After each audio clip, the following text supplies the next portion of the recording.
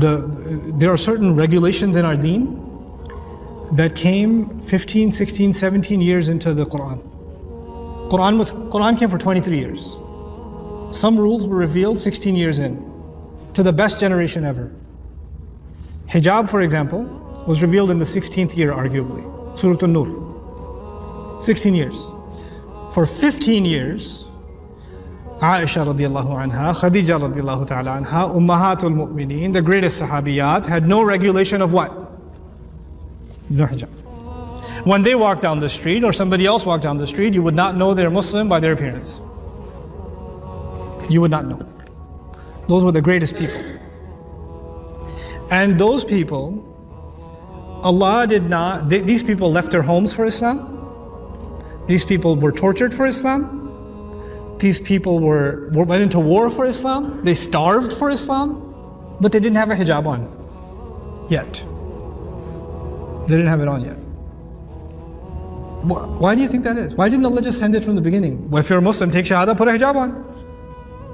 You could have done that, right? And this is the greatest generation, willing to make the most sacrifices.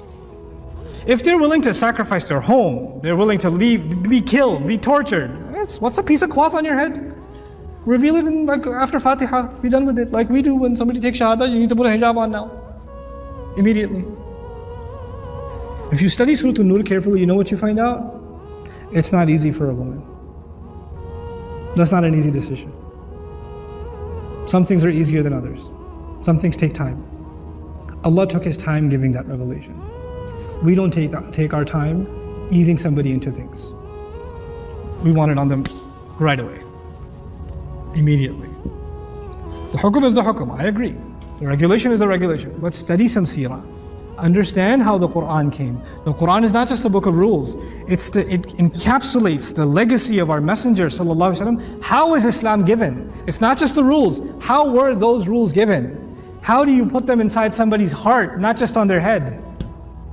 How do you do that? And by the way, when you try your way, force your girls, force somebody, what happens? What happens?